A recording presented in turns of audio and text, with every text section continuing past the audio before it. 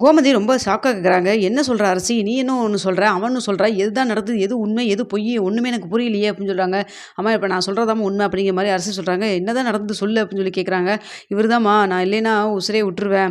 வாழவே முடியாது." அப்படின்னு சொல்லிட்டு என்கிட்ட கெஞ்சி கேட்டாரு. ஆனா என்ன பண்றதுன்னு எனக்கும் ஒண்ணும் புரியலம்மா அப்படின்னு சொல்லி சொல்றாங்க.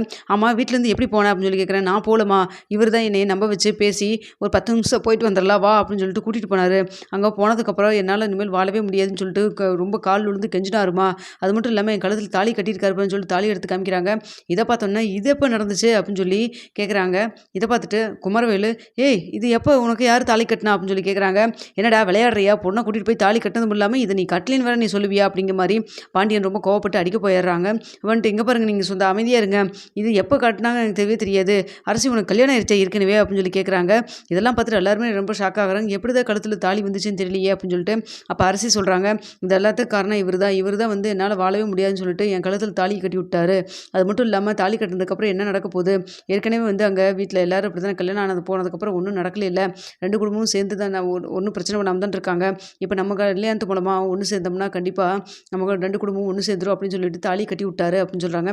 இத பார்த்துட்டு குமரவேலு, "என்னடா பண்ணி வச்சிருக்கிற?" அப்படிங்கிற மாரி சக்திவேல் கேட்குறாங்க. "இல்லப்பா அதெல்லாம் இல்லப்பா. நான் கல்யாணம் பண்ணவே இல்லப்பா." அப்படின்னு சொல்றாங்க. "ஏன்டா உனக்கு எப்பேர்ப்பட்ட இடத்துலேருந்து பொண்ண பார்த்து வச்சிருக்காரு எங்க அண்ணன். நீ இப்படி பண்ணி வச்சுட்டியாடா?" அப்படின்னு சொல்றாங்க. அப்ப முத்துவேலு சொல்றாங்க, "ஏன்டா இது மாரி பண்றதுக்கு உனக்கு வெட்கமாவே இல்லையாடா? எத்தன தடவடா சொன்னேன், அரசி வந்து விஷயத்துல தலையிடாத. உனக்கு தனியா ஒரு பொண்ணு பார்த்து வச்சிருக்கிறேன்னு சொல்லிட்டு, இப்ப பண்ணிட்டியாடா?" அப்படின்னு சொல்றாங்க. "இல்ல பெரியப்பா, நான் கல்யாணம் பண்ணவே இல்ல. அரசி காலத்துல எப்படி தாலி வந்துன்னே எனக்கு தெரியாது." அப்படின்னு சொல்றாங்க. "ஏன்டா நீ சொல்றதெல்லாம் இன்ன வரைக்கும் நாங்கலாம் பார்த்து கேட்டுட்டு இருக்கிறனால, நீ என்ன வேணா சொன்னாலும் நாங்க நம்புவோம்னு நினைக்கிறியா? நேத்து வரைக்கும் அவளுக்கு நலுங்கு வச்சு வீட்ல இருக்கிறா.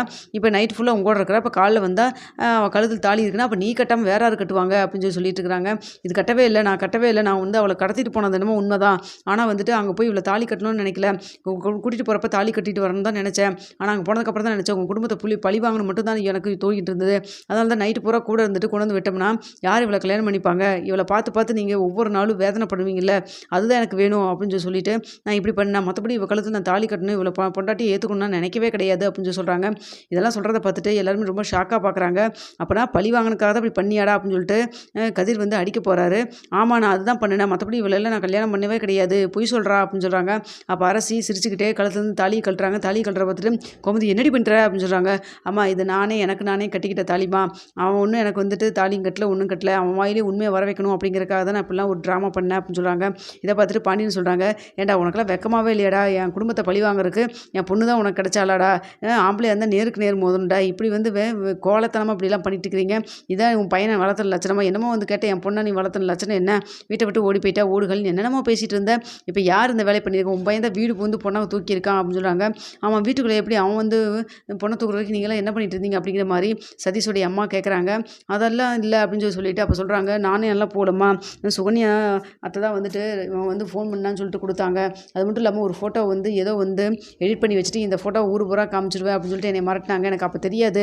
நான் வந்துட்டு இத எடிட் பண்ணி வச்சிருக்கான்னு சொல்லிட்டு. ஆனா உண்மையாலுமே நானும் அவனும் இப்படி ஒண்ணா இருந்தது கூட இல்லைன்னு தான் சொல்லிட்டு இருந்தேன். நான் நம்பவே கிடையாது. இருந்தாலும் எல்லாரும் ஊர்ல எல்லாரும் என்னென்னமோ பேசிருவாங்கன்னு சொல்லிட்டு தான் அவன் சொன்னபடி சரி ஓகே. மன்னிப்பு தானே கேட்குறேன் கூப்பிட்றான்னு சொல்லிட்டு சுகன்யா அத்தையோட நான் போனேன். அவங்களும் வந்துட்டு அவங்களுக்கும் தெரியாது இது மாதிரிலாம் அவன் பண்ணுவான்னு சொல்லிட்டு. அங்க போனதுக்கப்புறம் தான் தெரிஞ்சது அவன் வேணும்னே பழி வாங்குறதுக்கு பண்ணான்னு சொல்லிட்டு அப்படின்னு சொல்றாங்க. அப்ப சுகன்யா என்ன பண்றதுன்னு தெரியாம, ஆமா எல்லாரும் என்னைய மன்னிச்சிருங்க. அவன் ஒரு மன்னிப்பு கேட்கறதுக்காக தான் கூப்பிட்றேன்னு சொன்னான். மத்தபடி இப்படி கூட்டிட்டு போய் இப்படி பழி வாங்கன்னு நான் நினைக்கவே இல்ல அப்படின்னு சொல்லிட்டுருக்காங்க. இத பார்த்துட்டு பழனி ரொம்ப கோவப்பட்டு சுகன்யாவ அடிக்கிறாங்க. அடிச்சுட்டு, "இவ்வளோ நடந்திருக்குது அட்லீஸ்ட் ஒரு விஷயத்தையாவது என்கிட்ட சொல்லியிருந்திருக்கணும்ல" அப்படின்னு சொல்றாங்க. "இல்லங்க அது வந்து" அப்படின்னு சொல்லிட்டு இருக்கிறாங்க. இப்ப வந்துட்டு அப்ப வந்து பாண்டியன் சொல்றாங்க, "நான் அவகிட்ட பேசி என்ன ஆகப்போகுது? அதான் நடந்து முடிஞ்சிருச்சாச்சே. இனி என்ன பண்றதுன்னு யோசிப்போம்." அப்படின்னு சொல்லிட்டு சதீஷ் வந்து கல்யாணத்துக்கு வந்து ஏற்பாடு பண்ணலாம் அப்படின்னு சொல்லிட்டு சதீஷ்ட்ட சொல்றப்போ, உனக்கு சதீஷ்கிட்ட கேட்குறாங்க, "உனக்கு கல்யாணத்துக்கு சம்மந்தமாப்பா? இவ்வளோ பிரச்சனை ஆயிடுச்சு" அப்படின்னு சொல்றாங்க. "எனக்கெல்லாம் சம்மந்தம் தான். ஏன்னா ஏற்கனவே வந்து அரசி சொல்லியிருக்கா, இந்த லவ் விஷயத்தையெல்லாம். அதனால வந்து எனக்கு இது பெரிய விஷயமா தெரியல. அவன் குடும்பத்து மேல இருந்த பகையினால இப்படி பண்ணிட்டான். மத்தபடி எனக்கு இது தப்பா தெரியல. அரசி மேலயும் எனக்கு தப்பா தெரியல. மனப்பூர்வமா நான் வந்து அரசிய ஏத்துக்கிறதுக்கு சம்மதம்னு சொல்றாங்க." ஆனா சதீஷ் அம்மா சொல்றாங்க, "அந்த கல்யாணம் ஒருபோதும் நடக்காது. சதீஷ் ஒழுங்கா வா வீட்டுக்கு கிளம்புடா" அப்படின்னு சொல்றாங்க. "என்னம்மா பேசுற நீயி? நான் வந்து எப்போ வந்து நான் அரசிய பார்த்தனோ, அப்பவே நான் வந்து ஃபிக்ஸ் ஆயிட்டேன். அரசி தான் என் ஒய்ஃப்ன்ட்டு. இனியெல்லாம் என் மனச மாத்திக்க முடியாது" அப்படின்னு சொல்றாங்க. "அப்பன்னா உனக்கு நான் வேணும்னா நீ என் கூட வா. அப்படி வேண்டாம் உனக்கு கல்யாணம் தான் முக்கியம்னா நீ இங்கேயே இரு. அதுக்கப்புறம் என் மூஞ்சிலே முழிக்காதடா" அப்படின்னு சொல்றாங்க. "என்னம்மா இப்படி சொல்ற நீயி?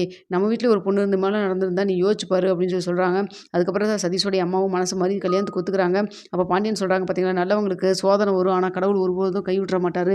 நீ என்ன கெட்டத நீ நடக்கும்னு நினைச்சினாலும் கடைசில நல்லது தான் நடந்தது பார்த்தியா? என் பொண்ணு புத்திசாலித்தனமா உன் வாயிலேருந்து உண்மைய வர வச்சா பார்த்தியாடா?" அப்படின்னு சொல்லிட்டு ரொம்ப ஏளனமா சிரிச்சுட்டு போயிடுறாங்க. அப்போ வந்து முத்துவேலும் சொல்கிறாங்க, இனிமேல் வீட்டுக்குள்ளேயே வராதடா குமாருன்னு சொல்லிட்டு